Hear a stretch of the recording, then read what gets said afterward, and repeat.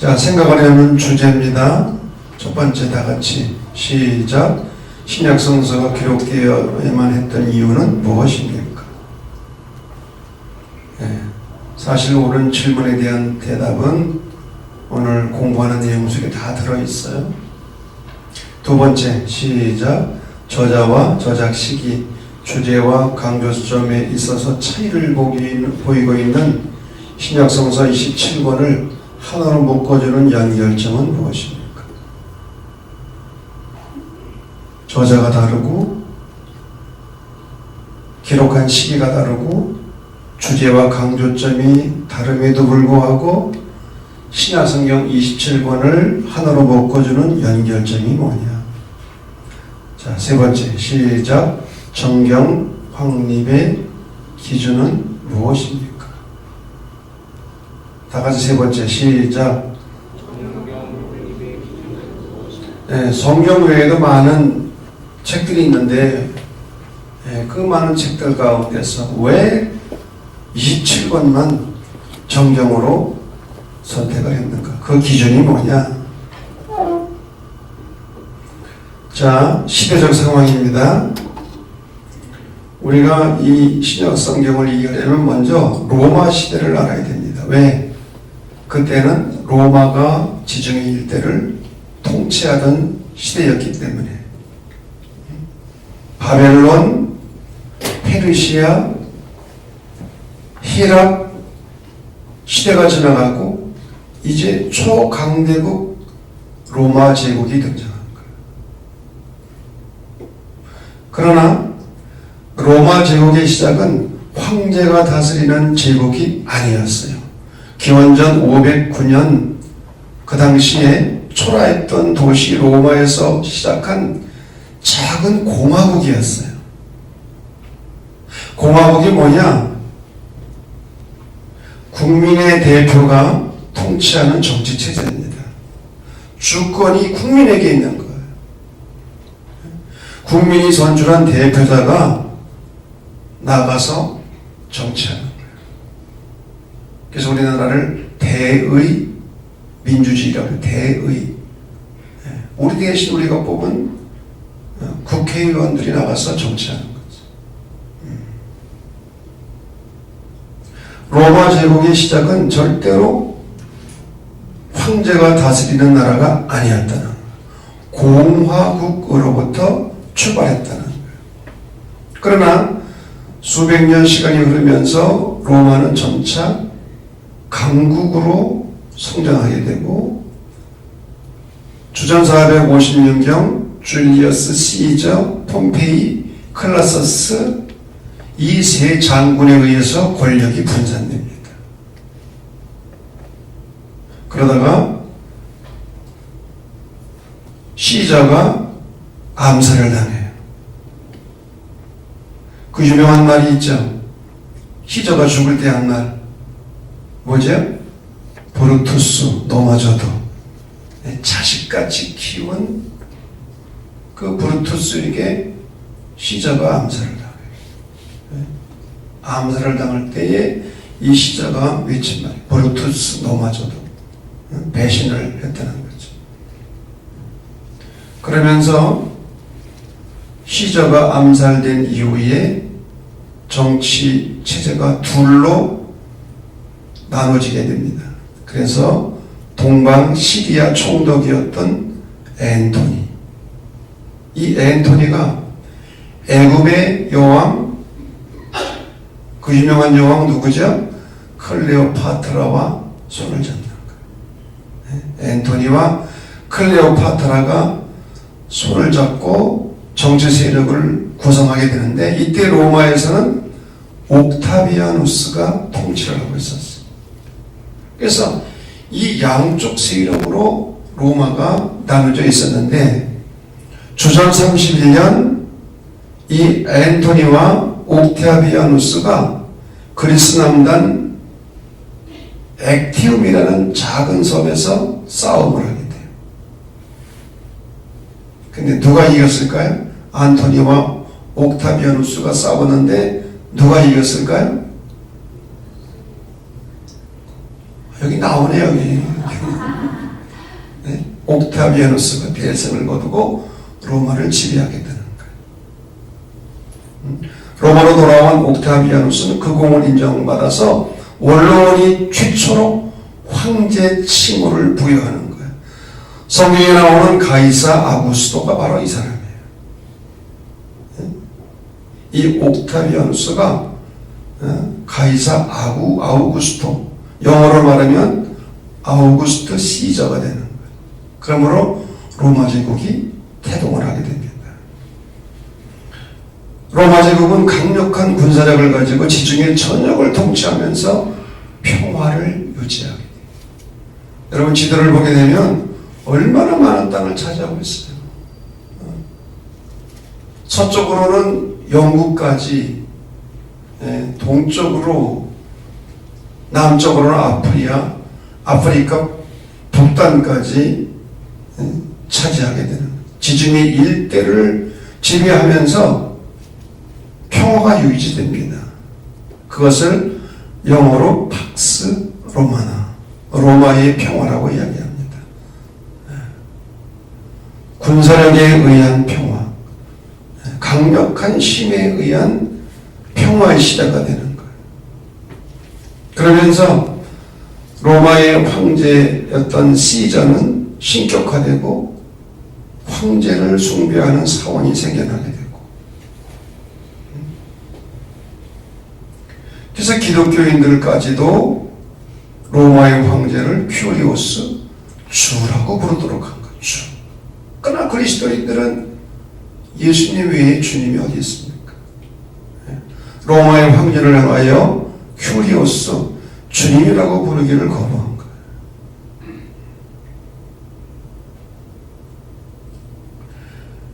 이 로마의 황제는 점령지마다 총독과 군대를 상주시켜서 평화를 유지할 뿐만이 아니라 속국들로부터 엄청난 양의 세금을 징수해 갔습니다. 팔레스타인 땅은 수입의 거의 절반을 세금으로 착취당했어요. 속국의 세금을 착취하여 부유해진 로마의 상류층은 마차 경기, 투, 연극, 노예 학대 등 극도의 사치 생활을 했어요.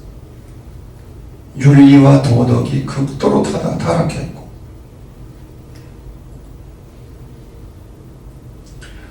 군사적 우위에 있던 로마는 문화적 열세를 극복하기 위해서 히라어를 공식 언어로 채택을 합니다. 그리고 히랍의 많은 신들을 숭배하게 됩니다. 히랍 신화에 보면은 신들이 얼마나 많아요. 제우스, 아폴로로부터 시작을 해서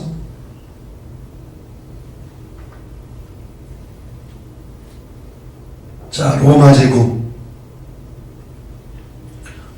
제국을 떠나서는 신약 성경을 우리가 이해할 수 없습니다. 두 번째, 팔레스타인의 정치적 상황.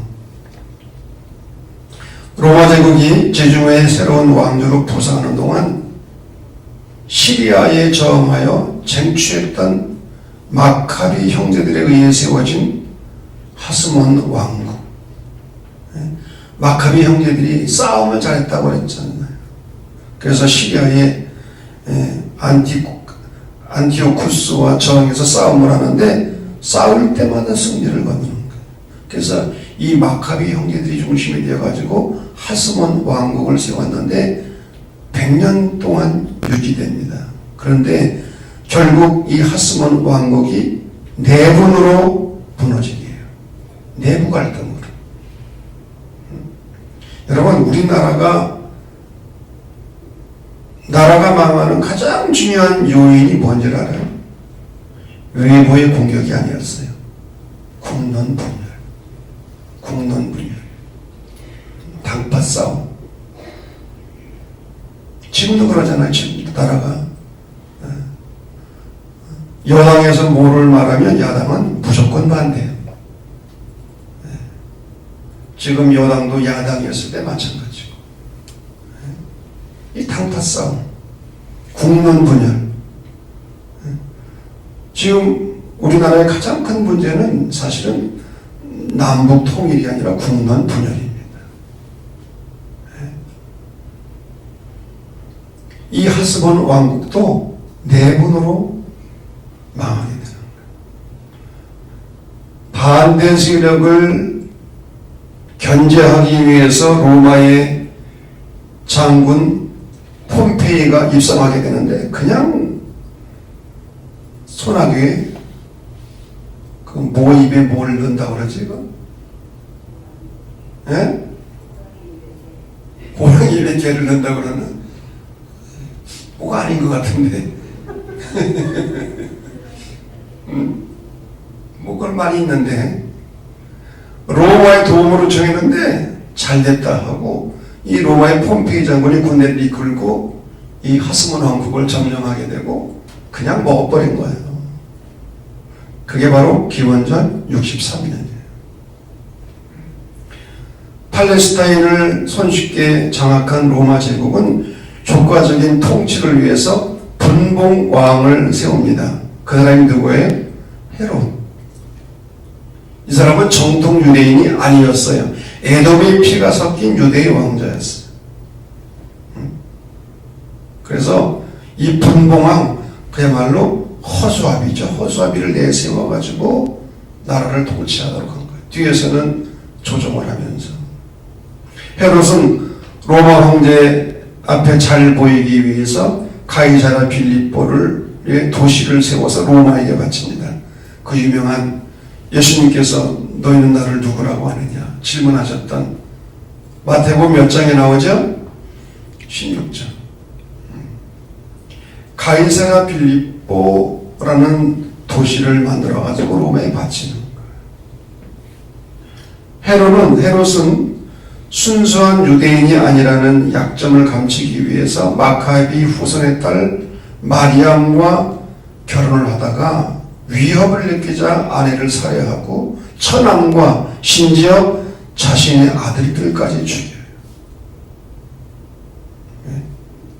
그리고 자기 동생 빌립의 아내와 결혼하고 또 세례 요한으로부터 공격을 받게 되자 세례 요한까지 죽이잖아요. 헤롯은 예루살렘 성전을 개축하기도 했지만 이것은 이스라엘 사람들의 인심을 얻기 위해서 한 계략이었어요. 왕위에 대한 헤롯의 야욕과 컴플렉스는 메시아가 탄생하셨다는 소식을 듣고 영아 학살령을 내렸잖아요. 그래서 2살 이하의 아이들을 다 죽인 거예요.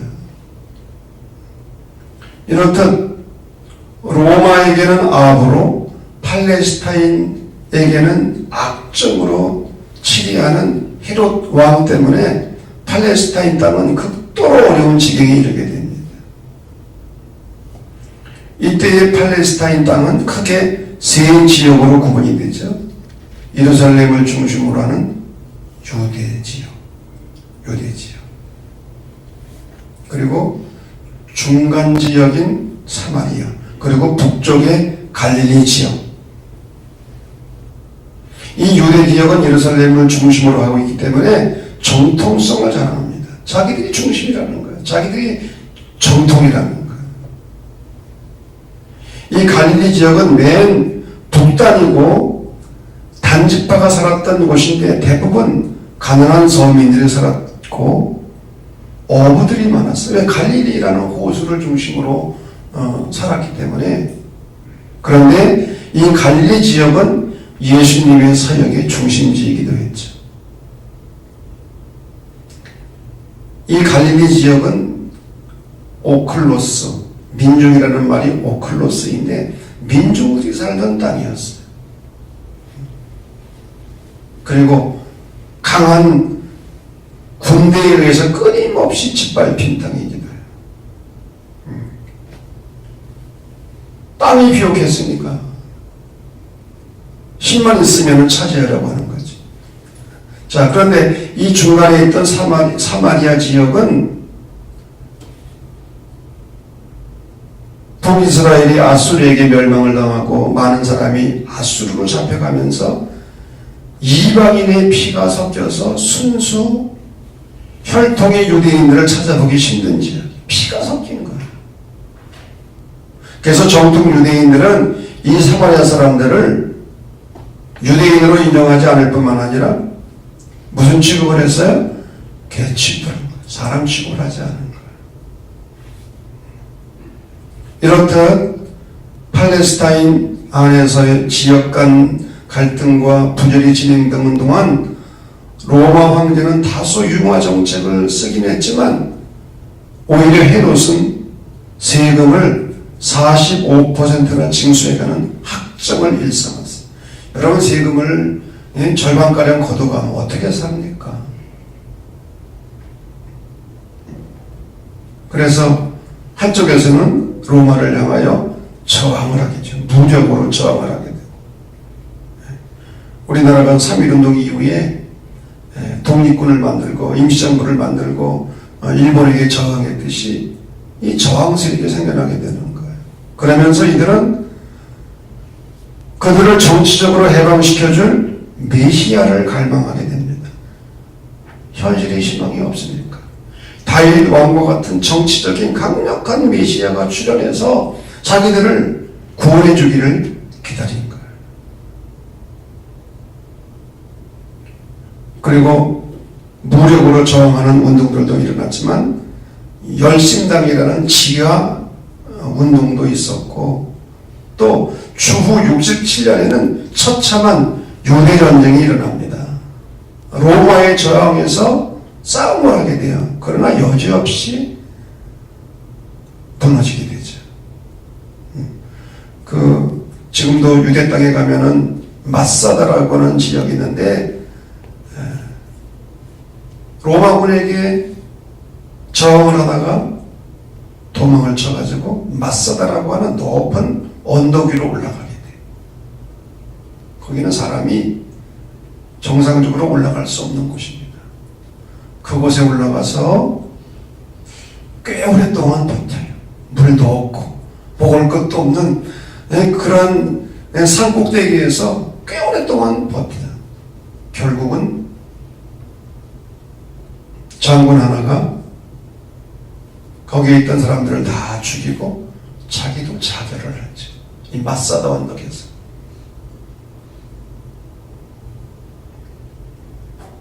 유대인들에게는 비극적인 장소입니다. 이 마사다.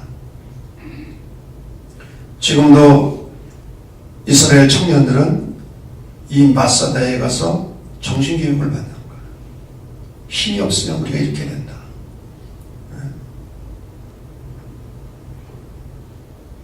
자, 세 번째로 팔레스타인의 종교적 상황.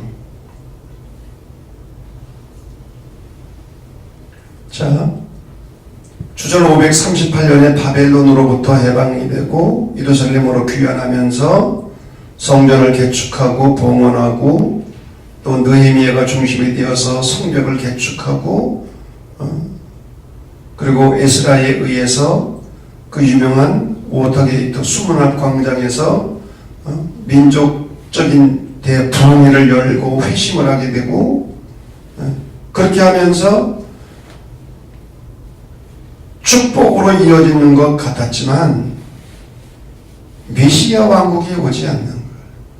생활이 점점점 어려워지는 거예요. 그래서 너무 어렵고 힘드니까 희망이 없으니까 좌절하게 되고 그럴 때 나타난 종교운동이 바로 유대주의입니다. 유대교가 등장하게 되는 거예요. 유대교라는 종교가 등장하게 됩니다. 에스라를 중심으로 해서 지난 시간에 배운 것처럼 이 유대교는 율법을 엄청 강화시켰어요. 왜? 나라가 왜 이 지경이 됐는가? 율법을 지키지 않아서 그랬다. 그래서 안식일을 기억하여 거룩히 지키라. 이 십계명 하나만 가지고도 234개의 세부적인 계명을 만든 거예요. 그러니 여러분, 이 율법을 어떻게 지킵니까?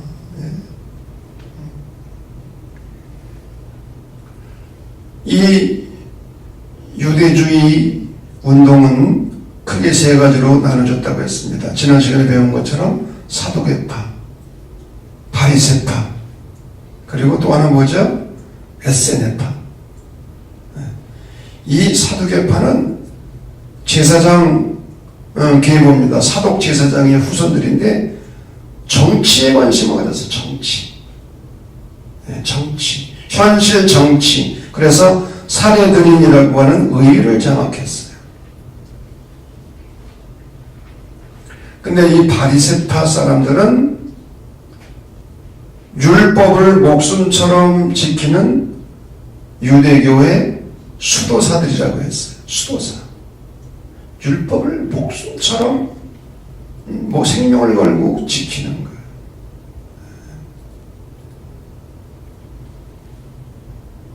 그리고 SNF파는 현실을 도피하고 숨는 거예요. 은둔 생활을 하는 거예요.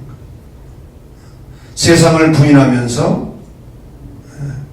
철저하게 도피 공동체를 만들었어요. 그게 바로 쿰난 공동체죠. 쿰난 동물 속에 숨어서 노동하고 기도하고 예배드리고 공동생활을 하는 거예요. 그러면서 메시아를 대망하는 거죠. 이 SNF파 출신이 누구냐? 바로 세례 요한이죠. 광야에서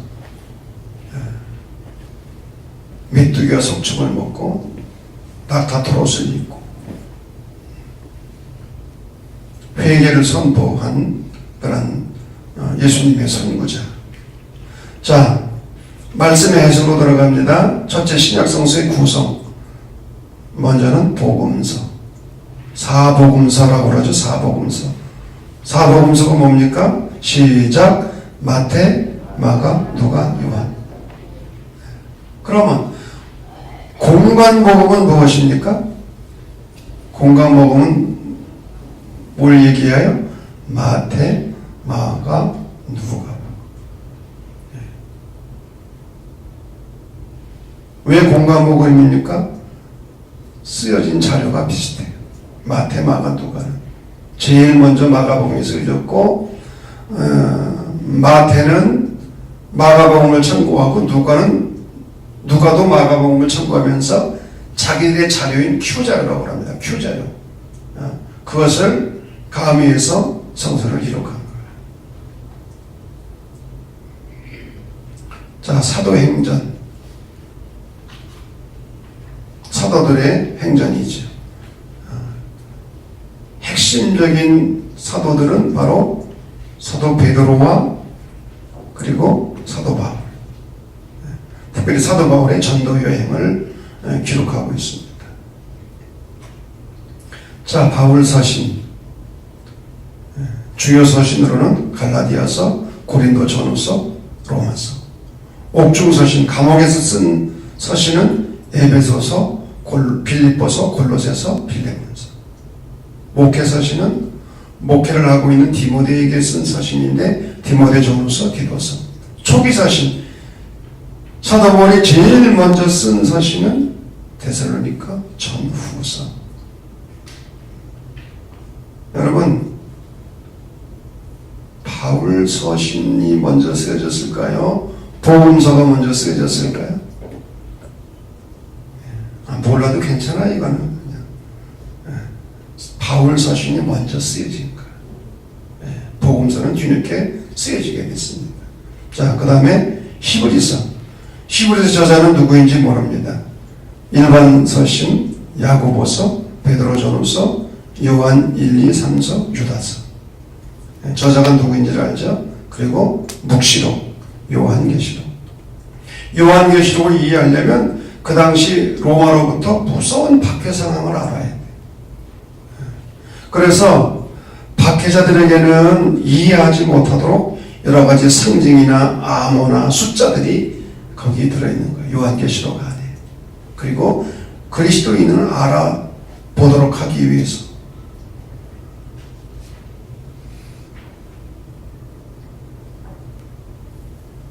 신약성서의 기록 과정입니다. 신약성경은 예수님이 승천하신 이후에 기록하기 시작했는데 여기 몇 가지 이유가 있어요. 첫째는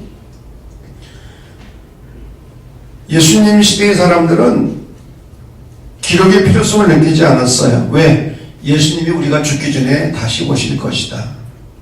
그렇게 믿었던 거예요. 왜? 내가 곧 다시 오리라. 너희가 죽기 전에 나를 볼 자도 있을 것이다. 예수님이 말씀하셨기 때문에 기록의 필요성을 느끼지 못했어요. 그러나 예수님의 재림이 지연되는 거예요. 아브라함과 세 가지 약속을 하나님께서 하셨는데 그 약속이 지연되는 것처럼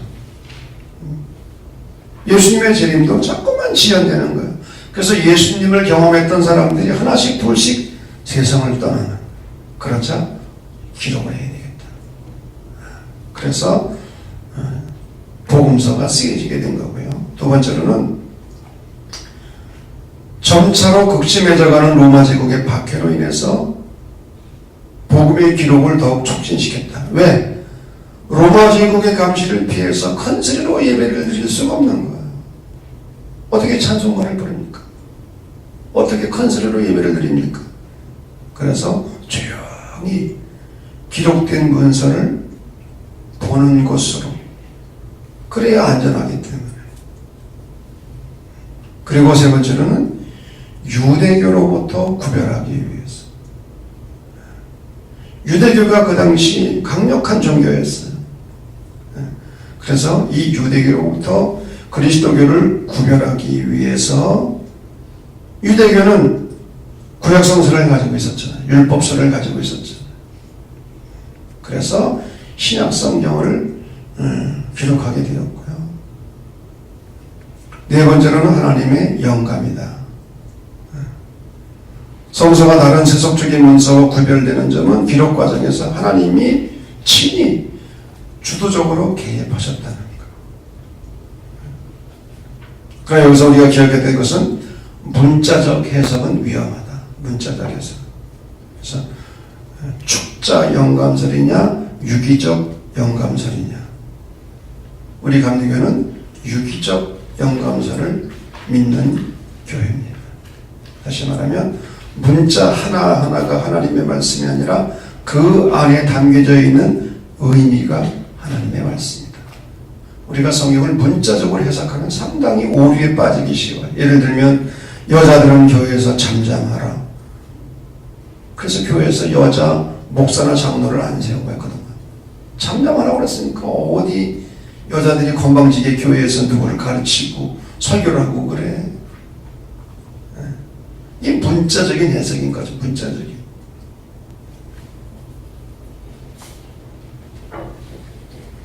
마틴 루터, 종교개혁자 마틴 루터가 이런 말을 했어요.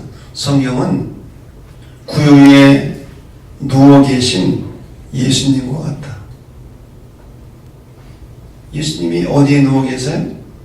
구유에 누워 계세요. 그런데 이 구유에는 예수님만 계신 거 아니라 모두 있어요? 지푸라기도 있고 포대기도 있고. 그렇잖아요. 우리 지푸라기 가지고 예수님이라고 하면 안 되잖아요. 예수님을 감싸고 있는 포대기를 가리켜 예수님이라고 말하면 안 되잖아요. 구별할 수 있어야지. 성경을 보면서 하나님의 뜻과 아닌 것을 우리가 판단하고 구별할 수 있어야 되는 거예요. 그래서 아까도 말씀드린 것처럼 최초로 기록된 책들이 바울 서신이고 그 뒤를 이어서 복음서, 일반 서신, 맨 나중에 요한계시록이 기록되게 된 겁니다. 자, 세 번째, 신약성서의 정경화 과정. 정경이라는 말을 캐논이라고 그러죠. 캐논. 이 말의 의미는 척도 그런 의미를 가지고 있습니다. 길이가 얼마인지를 알아보려면 차로 재봐야 되는 거예요. 근데 이 캐논이라는 말에는 두 가지가 나오게 되었는데, 하나는 신앙등의 규칙, 룰, 그리고 행동과 신앙의 척도가 되는 책들의 목록 또는 카탈로그. 여러분, 새로 산 가전제품을 쓰려면 뭘 읽어봐야 돼? 카탈로그를 읽어봐야 돼. 안내서를 읽어봐야 돼. 그래야 사고가 안 나요. 그런 의미가 이 캐논이라는 말 속에 들어있는 거예요. 그러면 정경화의 기준이 뭐냐? 여러분 성경 외에도 많은 책들이 있어요. 그걸 외경이라고도 하는데 왜 그 많은 책들 가운데 27권만을 신약 성서로 채택을 했는가? 몇 가지 이유가 있어요. 첫째는 저자의 권위 문제, 사도성. 누가 썼느냐? 여러분 우리가 책을 선택할 때에 여러분 무엇을 보고 사십니까? 책을 고를 때 저자 누가 썼느냐가 중요해요. 누가 썼느냐. 저는 헨리 나우엔의 책들은 거의 다 샀어요. 눈에 보이는 대로 헨리 나우엔 책은 다 샀어요. 왜? 그 사람은 최고의 영성가였으니까. 김의양 저 그러면 누구 사겠어? 홍성국 저 해도 별로 인기가 없어요.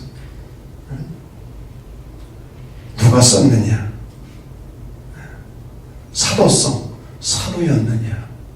예수님의 제자였느냐? 이게 중요한 거죠. 둘째, 한성령님의 내적 증거, 통일성. 성경은 통일성이 있어요. 그러니까 성령의 감동으로 쓰여진 거지. 통일성. 성경은 지금 창세기부터 요한계시록까지 쭉 통일성이 있는 거예요. 통일성. 다 연결되는 거 아니에요, 지금? 구약과 신약도 연결성이 있고 통일성이 있는 거예요. 참 신기해요, 신기해. 세 번째로는 공동체의 승인, 교회의 승인. 그래서 구약 성경은 얌니아 회의에서 정경으로 채택이 되었고 신약은 카르타고 회의 추후 397년에 정경으로 채택이 되고요. 또 성서는 처음에는 구약이나 신약이나 장절이 있었을까요? 없었을까요? 없었어요. 장절이. 그런데 이걸 또 감사하게도 나눠놓은 사람들이 있어요. 그래서 장으로 나눈 사람은 영국 성공의 신부였던 랭톤이라는 분. 1207년에 이건 한참 오래된 거죠. 그러니까 1207년이면 장으로 나눴고 로버트 스테파노스라고 하는 사람이 헬라어를 신약 성경을 출간하면서 절로 나눈 거예요. 장절. 장으로 먼저 나눴고 그리고 절로 나누어서 우리가 지금 성경을 찾아보기에 쉽도록 한 거예요. 얼마나 감사해요. 장절로 나눠놓은 것이.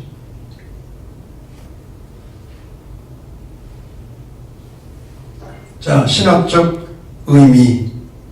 이것은 지난주에 설교한 내용이기 때문에 간단하게 합니다. 구약과 신약을 관통하고 있는 한 가지 주제가 뭐라고요? 약속과 성취. 구약은 올드 테스타멘트, 옛 언약. 신약은 뉴 테스타멘트, 새 언약. 이것은 신구약 성경 전체를 관통하고 있는 주제입니다. 첫 번째 언약이 어디서 시작이 됩니까? 아브라함을 부르시고 아브라함에게 세 가지 언약을 하시죠. 고향을 떠나라. 내가 지시한 땅으로 가라. 그러면 내가 너에게 땅뿐만 아니라 큰 민족을 이루게 할 것이고 너로 복의 근원이 되게 할 것이다. 아브라함은 이 하나님의 약속을 믿고 고향을 떠나잖아요.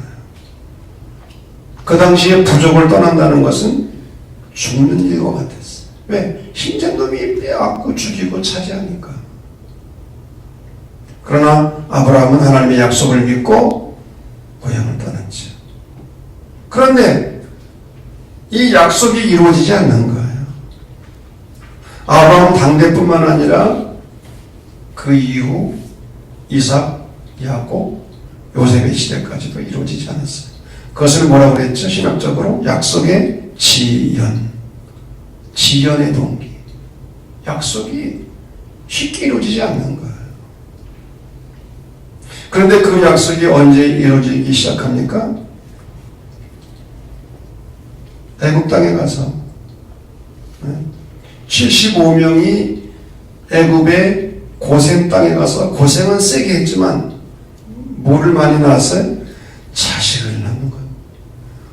생육하고 번성하여 땅에 충만하라는 하나님의 축복이 이 고센 땅, 거기가 땅이 비옥한 곳이고 농사 짓고 그냥 일도 열심히 했지만은 애를 많이 낳았어요. 어느 정도 애굽의 왕이 위협을 느낄 정도로. 그래서 박해를 받게 되고 아우성 치게 되고 그것 때문에 결국은 출애굽을 하잖아요. 출애굽을 할 때 인구가 얼마였다고요? 20대 이상 장정만 60만 명이니까 여자들과 노인들과 아이들까지 합하면 약 200만 명은 됐을 것이다. 큰 민족을 이룬 거지. 그리고 가나안 땅을 차지하게 되는 거예요. 그래서 하나님께서 하셨던 땅과 큰 민족의 약속이 이루어지게 되지. 그런데 이 하나님의 약속을 이스라엘 백성들이 파기하게 되는 거예요. 너희가 내 말을 듣고 내 언약을 지키면 내가 너희로 하여금 제사장 나라가 되고 하나님의 백성이 되고 또 하나 뭐죠? 근데 하나님과 약속을 파기하는 거예요. 그래서 심판을 받게 되고 나라가 망하게 되고 바벨론 포로로 끌려가게 되고 땅 있는 민족이 땅 없는 민족으로 전락하게 되는 거예요. 그러면서 구약 성경이 끝납니다. 땅 없는 민족이 된 거예요. 그래서 신구약 성경에 성경적으로는 그 한 장으로 되어 있지만 한 장, 정확하게는 몇 장이라고요? 구약과 신약의 사이가 뭐가 있어요? 종이 두 장이에요. 종이 두 장. 하나는 신약성서, 하나는 신약성서 목록. 근데 그 시대는 400년의 기간이 포함된 거예요. 그리고 이 400년은 피해 역사, 무서운 박해를 받은 거예요. 이때 하나님께서는 에레미야 31장을 통해서 지난주일 설교처럼 새 언약을 맺어. 새 언약. 이 새 언약은 누구를 통해서 이루시는 언약이에요? 예수 그리스도를 통해서 새 언약을 예수님 하나님께서 해주신 거예요.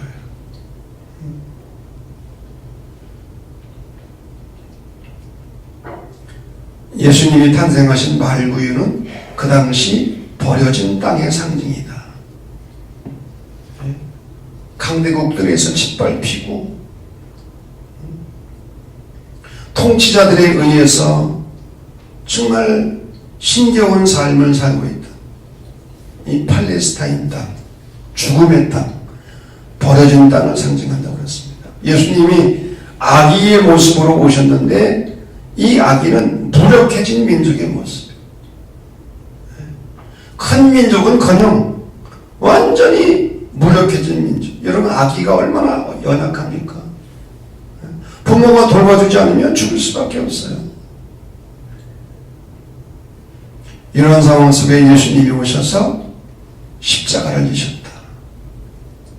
예수님의 십자가는 이사야 53장에 나오는 고난받는 종의 모습이죠. 그가 찔림은 우리의 허물 때문이요 그가 상함은 우리의 죄악을 인함이라. 우리는 다 양 같아서 그릇 행하여 각기 제갈 길로 갔거늘 여호와께서 우리 무리의 죄악을 그에게 담당시키셨도다. 제2 이사야 예언의 위대성은 예수님의 모습 속에서 이 대속의 죽음을 본 거예요. 메시아는 고난받는 종의 모습으로 오신다는 것을 예견한 거예요. 말구유, 아기, 십자가는 깨어진 약속을 끌어안으시고 되살리기 위한 하나님의 사랑의 아픔과 사랑과 아픔의 표현이었다. 고통당하시는 하나님이 고통을 당하셔요. 우리에게 에겐 볼트맨이라는 신학자 이전에는 이 고통당하시는 하나님이라는 신권이 나오질 않았어. 어떻게 하나님의 고통을 당하셔요?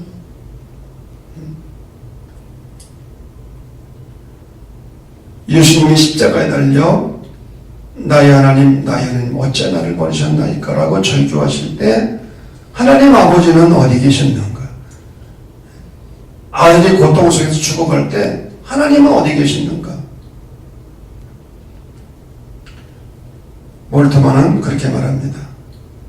하나님은 성령을 통하여 예수님과 같이 십자가에서 고난을 받으셨다. 성령을 통해서. 그래서 거기서 사실은 삼위일체 교리가 나오는 거예요. 삼위일체. 성부 하나님, 성자 예수님, 성령을 통해서 함께 고통당하시는 하나님.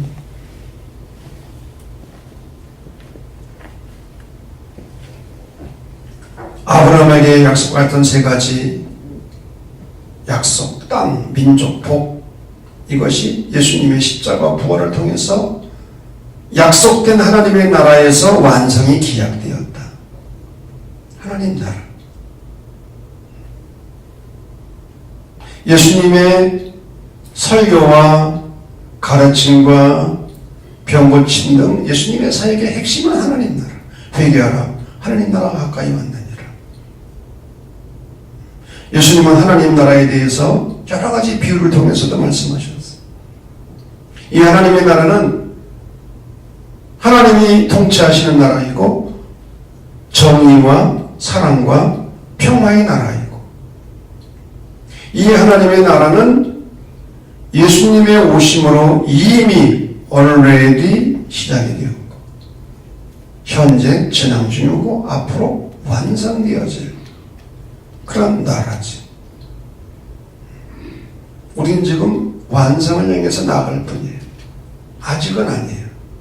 우리가 구원받았지만 우리의 구원이 아직 완성은 아니에요. 하나님의 나라가 시작됐지만 아직 완성은 안 해요. 그러나 예수님의 십자가와 부활 사건을 통해서 그 완성이 약속이 되어진 거죠. 우리는 그 약속을 바라보고 살아가는 거예요. 어떤 사람은 예수님이 좀 빨리 왔으면 좋겠다 그래요. 왜 그러냐 그랬더니 너무 살기가 힘들대. 그래도 우리가 이 땅을 포기하면 안 돼. 이 땅에서 우리가 하나님의 나라를 만들어 나가야 돼요. 아멘. 내 안에서, 내 가정에서, 교회에서, 사회에서 우리는 하나님의 나라를 만들어 가야 돼요. 아직 완성은 아니지만 개인적으로는 하나님 나라 완성이 언제 이루어집니까? 개인적으로는 죽어서 이루어지는 거지. 죽어서. 역사적으로는 역사의 마지막 날. 그것을 성경은 예수님의 재림이라고 표현을 했죠. 우리는 그 약속을 바라보면서 완성을 소망하면서 지금 순리의 길을 걸어가고 있는 사람들입니다. 할렐루야. 자, 성찰과 나눔입니다. 우리 화면 보시고 1번 시작. 약속과 대망으로 가득한 구약시대를 막아먹고 성취의 신약시대를 가져온 예수 그리스도의 구원사건이 신약성서 기록의 직접 원인이 되었다. 그 밖에 예수 그리스도의 사건의 사망, 여러분이 읽으시라고 로마 제국의 핍박, 그리스도 교만의 문서의 필요성, 성령의 영감 등이 부수적 요인이 되었다. 두 번째 시작. 신구약 중간기 유대인들은 이민족의 지배하에서 여러 갈래로 나뉘어져 혼란과 무질서, 절망과 공포 속에 살았다. 신구약 중간기는 그야말로 캄캄한 시기예요. 앞을 분간할 수 없는, 하나님의 음성도 들리지 않는, 오죽하면 성경이 기록되지 않았어요. 세 번째 시작. 신약성서 27권이 아무리 다양하더라도 이 모든 것들은 한결같이 예수 그리스도를 통해 이룩된 구원의 길을 강조하고 있다. 바로 이것이 다양성을 하루로 먹는 통일성인 것이다. 이런 점에서 신약성서는 무슨 책이라고요? 구원의 책이다.